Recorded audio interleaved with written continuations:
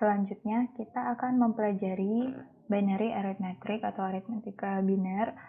Sama seperti pada matematika, itu ada penjumlahan, pengurangan, perkalian, dan pembagian. Nah, untuk lebih jelasnya kita langsung masuk ke contoh soal untuk penjumlahan atau addition. Nah, untuk penjumlahan ini, ketika kita melakukan penjumlahan dari 2 bit, yaitu misalnya 1 ditambah 1, hasil penjumlahannya adalah 0 dengan carry 1, dengan carry yang bernilai 1 yang dipindahkan ke next higher order bit atau dipindahkan ke nilai bit yang lebih tinggi. Bagaimana caranya itu? Langsung ke contoh, misalnya dijumlahkan bilangan biner yang ini dan yang ini.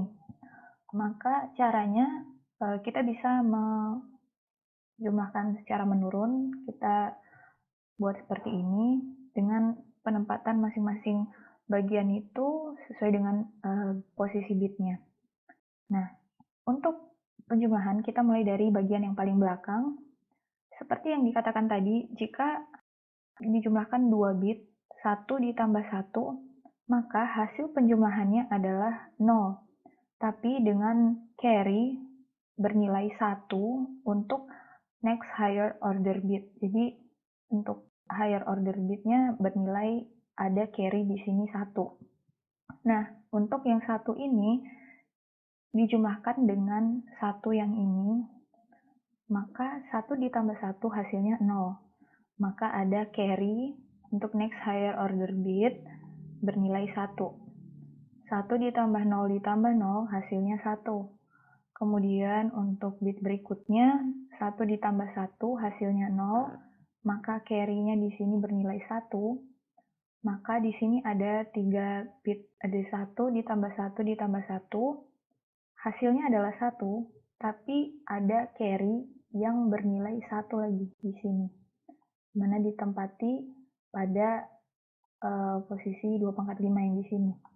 Maka hasil penjumlahan dari bilangan biner ini ditambah bilangan biner ini adalah sebagai berikut: 1, 1, 0, 1, 0, 0. Kemudian untuk pengurangan subtraction, itu contoh soalnya seperti ini, misalnya 1, 1, 0, 0 dikurang 1, 0, 1, 0. Pengurangannya kita bisa pakai metode pengurangan ke bawah, dengan masing-masing segmen ini menempati bagian bit seperti ini. Maka cara pengurangannya 0 dikurangi 0 hasilnya 0, kemudian 0 dikurangi 1 ini nggak bisa ya teman-teman, jadi kita meminjam 1 dari next higher order bitnya. Jadi di sini ada 1, tapi karena dia menempati level yang lebih rendah, maka di sini ada 2 di sini ya. Jadi ini kalau misalnya dikurangi, hasilnya adalah 1. Karena ini ada 3, maka tersisa 1. Kemudian karena ini tadi sudah dipinjam, maka ini berarti menjadi 0. 0 dikurangi 0 hasilnya 0. Dan ini 1 dikurangi 1 hasilnya 0. Maka hasil pengurangannya adalah 0, 0, 1, 0. Selanjutnya untuk perkalian, ada sifat yang penting, ada 4 sifat penting, di mana jika yang paling penting itu 1 dikali 1 sama dengan 1. Untuk selebihnya itu hasilnya 0. Sebagai contoh, 1110 dikali 1101, kita bisa menggunakan metode perkalian menurun, di mana 1 dikali 0 hasilnya 0, 1 dikali 1 hasilnya 1, 1 dikali 1 hasilnya 1, 1 dikali 1 hasilnya 1. Memang kita memperhatikan sifat yang 4 ini tadi. Kemudian 0 dikali 0 tadi berdasarkan sifat hasilnya 0, dan seterusnya sampai digit terakhir 1 dikali 0 sampai 1 dikali 1 sampai hasilnya seperti ini. Kemudian sama seperti metode perkalian biasa, ini dijumlahkan maka diperoleh hasilnya sebagai berikut. Kemudian untuk pembagian ada 2 sifat yang penting. yaitu 0 dibagi 1 sama dengan 0, 1 dibagi 1 sama dengan 1. Artinya, jika bilangan yang dibagi dengan pembaginya itu lebih kecil bilangan yang ingin dibagi, maka hasilnya 0. Jika bilangan yang ingin dibagi sama dengan atau lebih besar dari pembagi, maka hasilnya 1. Contohnya, misalnya 11010 dibagi dengan 10.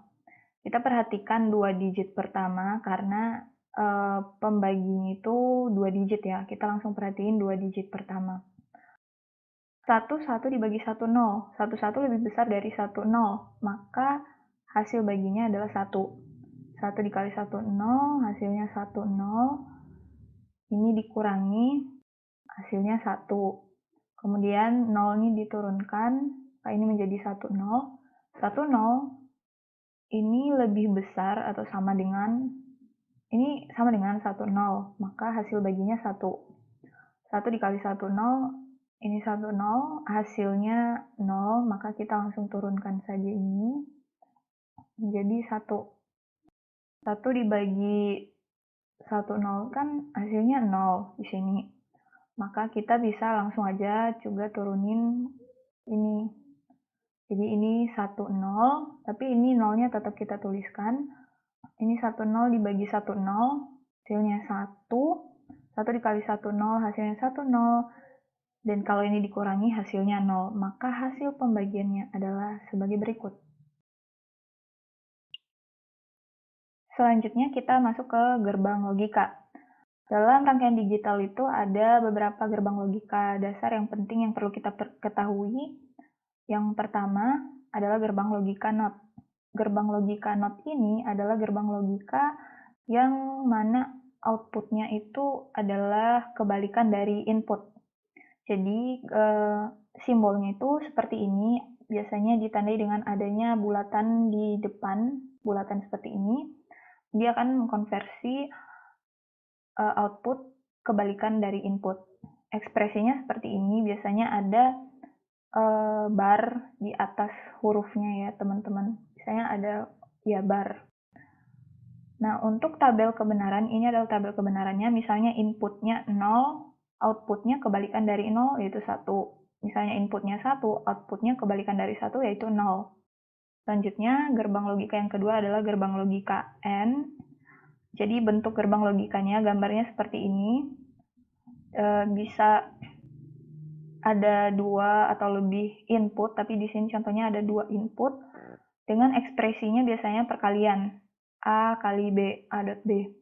Nah, untuk nilai outputnya, kita bisa lihat dari tabel kebenaran sebagai berikut. Yang bisa kita lihat dari tabel kebenaran ini, outputnya akan bernilai 1 jika dan hanya jika kedua input bernilai 1. Jika dan hanya jika semua inputnya itu bernilai 1. Kalau salah satunya bernilai 0, maka outputnya 0. Kemudian ada gerbang logika NAND. Gerbang logika NAND ini bentuknya sama seperti gerbang logika AND, tapi dia itu ada bulatan kecil di depan. Jadi NAND ini atau NOT AND itu adalah kebalikan dari gerbang logika AND. Ekspresinya adalah A dikali B dengan ada tanda bar di atas. Untuk tabel kebenarannya, kita bisa lihat outputnya itu kebalikan dari output N. Jadi, kalau kedua inputnya bernilai sama, atau kalau kedua inputnya itu bernilai 1, maka outputnya adalah bernilai 0. Jadi, di sini bisa kita lihat ya, outputnya adalah saling berkebalikan. Selanjutnya, gerbang logika berikutnya yaitu gerbang logika OR. Bentuknya adalah seperti ini, di mana ekspresinya adalah penjumlahan.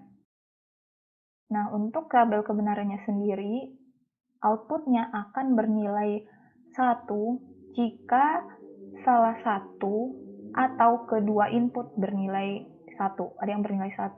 Jadi kalau dua-duanya bernilai 0, maka outputnya tetap 0.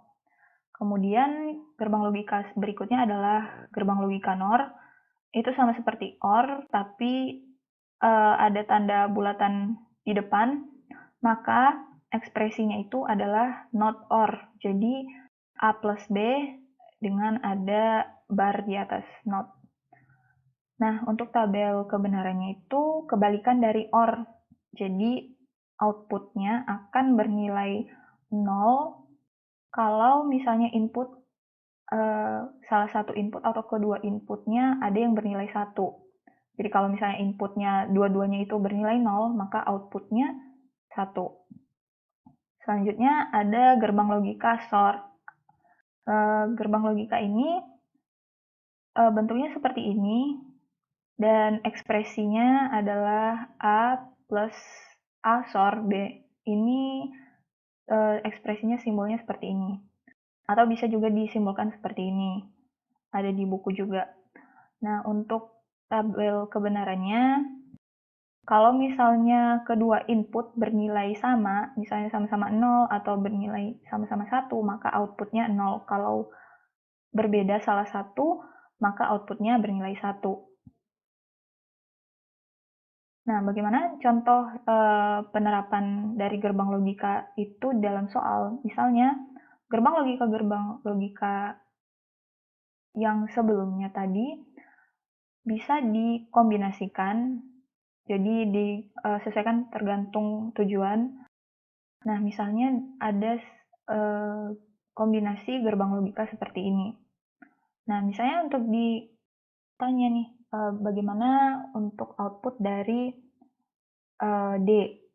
Nah, D ini kalau kita lihat, dia berasal dari gerbang logika N dengan input A dan B. Maka ekspresinya adalah D sama dengan A dikali B, A dot B. Kalau misalnya kita lihat untuk output E. Output E berasal dari gerbang logika OR. Nah, untuk input yang pertama, inputnya itu dari D, dan untuk kaki input yang kedua berasal dari C, tapi dinotkan. Jadi ekspresinya yaitu C E sama dengan D plus C bar. Kemudian untuk output F, ekspresinya itu seperti ini. Kalau kita perhatikan, dia menggunakan gerbang logika NAND atau not AND. Untuk input yang pertama dia dari E, kemudian inputnya yang kedua dari C, dan dinotkan. Maka hasilnya itu seperti ini. E dot C bar dinotkan lagi. Nah, kalau untuk ditanya bagaimana tabel kebenaran untuk masing-masing output ini, pertama, karena dia ada 3 input A, B, dan C, maka kita buat dulu beberapa kemungkinan input, kombinasi input yang bisa terjadi. Di sini untuk 3 input, biasanya ada 8 kombinasi input. Jadi misalnya ada 2 input, ada 4 kombinasi. Caranya itu, misalnya 3 input, 2 pangkat 3. 2 pangkat 3 itu hasilnya 8, maka ada 8 kombinasi. Kalau misalnya 2 input, maka 2 pangkat 2 ada 4 kombinasi. Jadi kalau misalnya ada 4 input, itu 2 pangkat 4, maka itu ada 16 kombinasi kemungkinan inputnya. Untuk output D, kita perhatikan output D, maka kemungkinan nilainya ada sebagai berikut. Nah, untuk yang kita perhatikan adalah input A dan B. Karena inputnya itu dari A dan B. Karena dia gerbang logika N, maka dia akan bernilai 1 jika dan hanya jika kedua input bernilai 1. Maka di sini yang dua-duanya bernilai 1 itu 2 baris paling bawah, maka ini 1 dan 1. Kemudian untuk output E, kemungkinan nilainya itu adalah seperti ini. Kita tahu untuk E itu dia di sini menggunakan gerbang OR. Tapi kita lihat di sini kalau input C-nya itu adalah kebalikan dari C yang ini ya. Jadi untuk inputnya itu adalah di sini bisa kita tambahkan C bar. Jadi saling kebalikannya ini 1, ini 0, 1, 0, 1, 0, 1, ini 0. Oke. Nah, untuk karena dia menggunakan ekspresi penjumlahan atau gerbang logika OR, maka dia akan bernilai 1 kalau misalnya salah satu atau kedua inputnya bernilai 1. Jadi yang kita perhatikan di sini adalah kolom C bar dan kolom D yang ini. Dia akan bernilai 1 jika keduanya atau salah satu bernilai 1. Maka ini, yang ini, kemudian ini bernilai 1, kemudian yang ini bernilai 1, ini juga nantinya bernilai 1, dan ini bernilai 1. Selanjutnya, untuk mengetahui bagaimana nilai kemungkinan dari output F, kita perhatikan di sini inputnya itu adalah C bar, yang ini, kolom yang ini, dan E, yang ini. Karena F itu menggunakan gerbang logika NAND, maka dari penjelasan sebelumnya kita bisa perhatikan bahwa outputnya adalah kebalikan dari output N. Jadi kalau misalnya output N, kedua inputnya bernilai 1, outputnya 1. Nah, untuk gerbang logika NAND, outputnya bernilai 0 kalau kedua input sama-sama bernilai 1. Jadi misalnya inputnya bernilai 0 atau salah satunya 0, itu outputnya adalah 1. Maka ini adalah tabel kebenaran yang lengkapnya. Di sini kita perhatikan misalnya kedua inputnya tadi ya bernilai 1, dua-duanya bernilai 1, maka output F-nya bernilai 0. Ini kedua inputnya bernilai 1, maka output F-nya bernilai 0. Di sini juga nantinya bernilai 0. Kemudian di sini nanti bernilai 0. Selanjutnya di sini juga dalam rangkaian digital kita mengenal yang namanya timing diagram. Bagaimana timing diagram itu? Bentuknya itu seperti ini. Jadi sinyal digital ya teman-teman, dia bentuknya seperti square. Nah, misalnya di sini diketahui ada gerbang N. Gerbang N ini ada input A dan input B. Nah, untuk bagaimana mencari timing diagram dari outputnya yaitu C, kita bisa berpedoman pada tabel kebenaran yang sebelumnya. Kalau misalnya di sini dari sini sampai sini kita melihat input A dan B-nya itu 0, 1, maka dari tabel kebenaran, misalnya A dan B-nya itu 0, 1, maka outputnya 0, maka di sini adalah 0. Nah, selanjutnya kita masuk ke bagian yang ini. Ini input A 1, input B 1. Maka dari tabel kebenaran di sini bernilai 1, maka C-nya 1. Selanjutnya kita masuk ke bagian sini. Ini output, ini input A, ini input A-nya 0, input B-nya 0, maka dari tabel kebenaran yaitu ada 0, 1, maka outputnya itu bernilai 0. Kemudian kita masuk ke bagian sini, inputnya sama-sama 1, maka C-nya bernilai 1, maka ini seterusnya kalau kita lihat lagi berdasarkan melihat dengan berpedoman pada tabel kebenaran, maka ini C atau outputnya bernilai 0. Selanjutnya, kita masuk kepada boolean algebra. Mana boolean algebra itu ada beberapa hukum atau ya identitas-identitas yang penting, yang perlu kita ingat karena ini akan bermanfaat untuk ketika menyelesaikan atau menyederhanakan berbagai macam bentuk-bentuk boolean. Yang pertama ini ada hukum yang perlu kita ingat, kemudian dia juga ada bentuk komutatif, asosiatif, dan distributif. Teman-teman bisa melihat juga lebih lengkapnya ada di buku referensi. Selanjutnya ini juga ada identitas lain yang penting dan yang sangat berguna, dan di sini juga ada hukum Morgan. Nah, bagaimana penerapannya? Misalnya di sini ada soal kita disuruh untuk menyederhanakan bentuk seperti ini. Nah, bagaimana caranya? Yang pertama, berikut kita ulang ya. Ini contoh, ini soalnya. Selanjutnya kita bisa lihat di sini ada dua yang sama, yaitu B dan C. Kita bisa keluarkan B, C-nya. Di sini kita kelompokkan dulu. Di sini B, C, di sini B, C.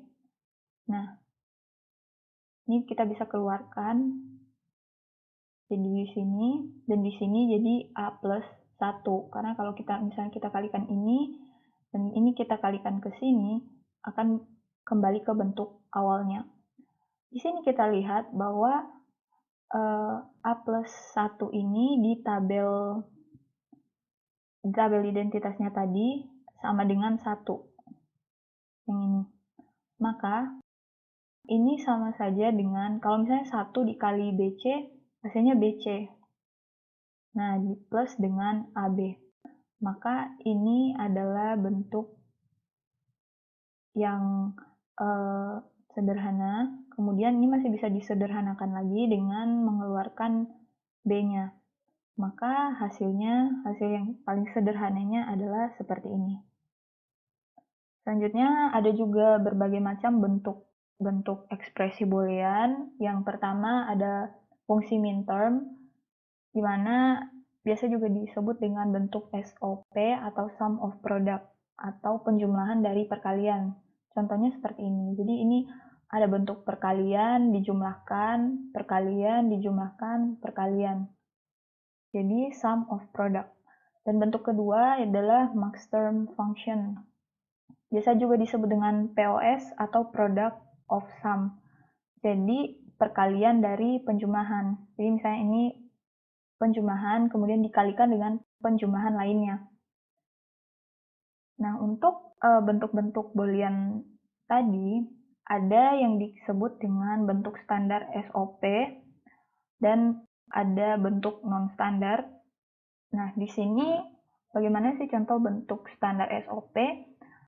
Di sini kalau kita bandingkan bentuk standar dan non-standar, di sini bentuk standarnya semua variabelnya dicantumkan A, B, C, D, A, B, C, D, A, B, C, D. Sedangkan bentuk non-standar atau bukan bentuk standar tuh ada variabel yang tidak dicantumkan. Misalnya ini hanya A, C, D, ini A, B, C, ini hanya C, D. Kemudian begitu juga dengan untuk ekspresi POS, ini bentuk standarnya, semua variabelnya dicantumkan, A, B, C, sedangkan bentuk non-standarnya, ada variabel yang tidak dicantumkan. Misalnya di sini tidak mencantumkan variabel C, atau di sini tidak mencantumkan variabel B. Nah, bagaimana mengkonversi bentuk non-standar menjadi bentuk standar? Caranya itu yang pertama seperti ini. Kita mulai dari bentuk SOP atau sum of product. Langkah-langkahnya yang pertama, setiap bentuk non-standar dikalikan dengan 1.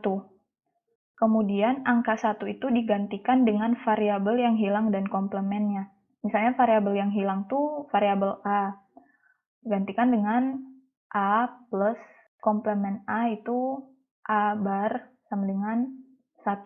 Ini ada di identitas boolean algebra tadi.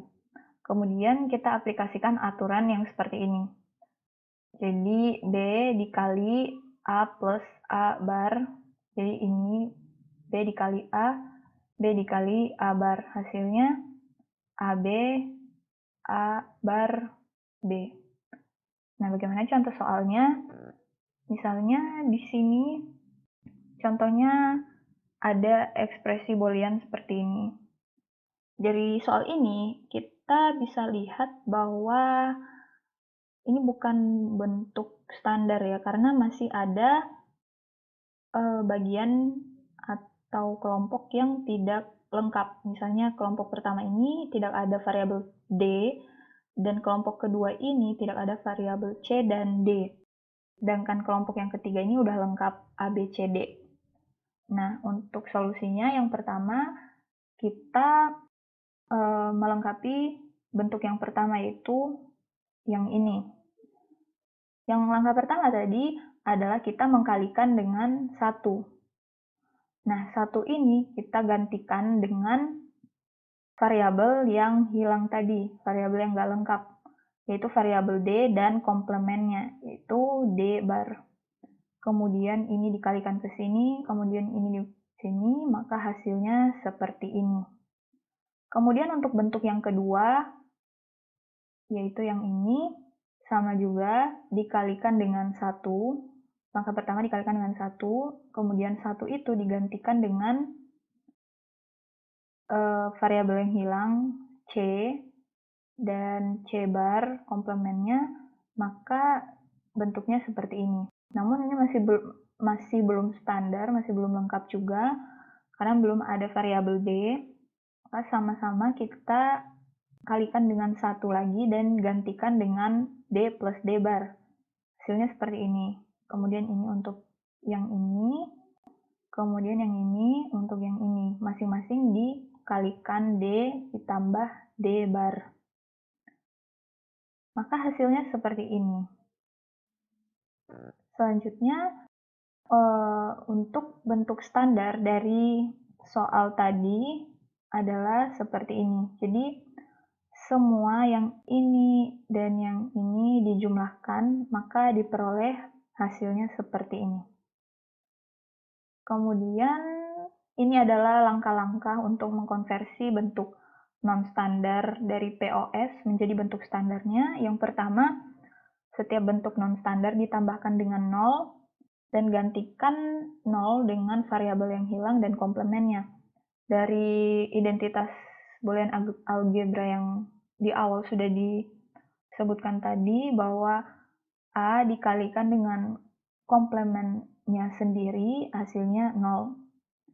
Maka kita aplikasikan aturan yang ini. Nah, kita langsung masuk ke contoh soalnya.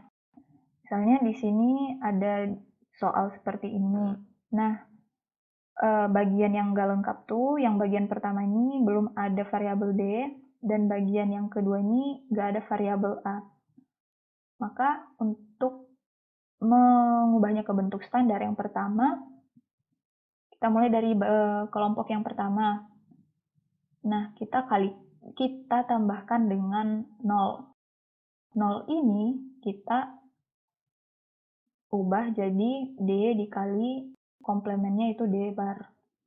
Maka kita aplikasikan aturannya, maka kita peroleh hasil seperti ini. Untuk bentuk yang kedua, yang ini, kemudian sama juga, langkah pertama kita jumlahkan dengan 0. 0 ini kita gantikan dengan variabel yang hilang dan komplemennya. Kemudian kita aplikasikan aturannya, maka kita dapatkan hasil seperti ini. Maka hasilnya, semuanya kita kalikan, hasil yang ini dikalikan dengan hasil ini. Ini bentuk yang pertama, kemudian ini yang kedua, kemudian kelompok ketiga karena bentuknya sudah standar, maka kita biarkan saja, langsung kita kalikan. Tapi kita di sini bisa melihat bahwa yang ini dan yang ini itu bentuknya sama. Maka kita ingat tadi identitasnya, yang ini kalau misalnya ada dua yang sama dan dia itu produk atau perkalian, maka nilainya gabung saja gitu, disamakan. Maka hasil akhirnya adalah sebagai berikut. Sekian dulu penjelasan pendahuluan untuk rangkaian digital. Terima kasih.